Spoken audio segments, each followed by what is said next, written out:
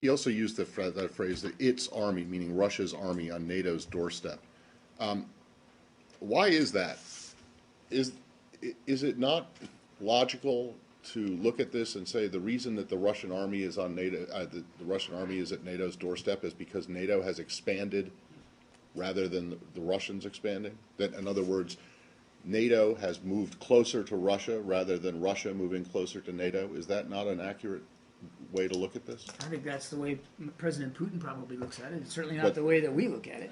you don't think that NATO has expanded eastward toward Russia? NATO has expanded, Okay. and the expansion has been a good thing for. So the reason that the Russian army is at NATO's doorstep is not the fault of the Russian army, it's not the Russian army that's done it. It's NATO has moved closer to moved I'm pretty east. sure it wasn't NATO who was ordering, upwards of 15 battalion tactical groups to within 10 kilometers of the border with Ukraine, and I'm pretty sure it wasn't NATO who put little green men inside Ukraine to destabilize eastern I'm states. pretty sure that Ukraine is not a member of NATO. So unless that's changed, It's not Okay. changed, but I'm So, pretty sure the movement by Russia is has Russia's NATO decision. if NATO is moved east, the reason that the Russian army is closer or on NATO's doorstep is because NATO moved, not NATO because is not an anti-Russia alliance. NATO is a security alliance. Unfortunately, for 50 years, it was an anti-Soviet alliance. So Where's do you the not Soviet understand Union it? So do you not understand how, or can you not even see how the Russians would perceive it as a threat? And the fact that it keeps getting closer to their border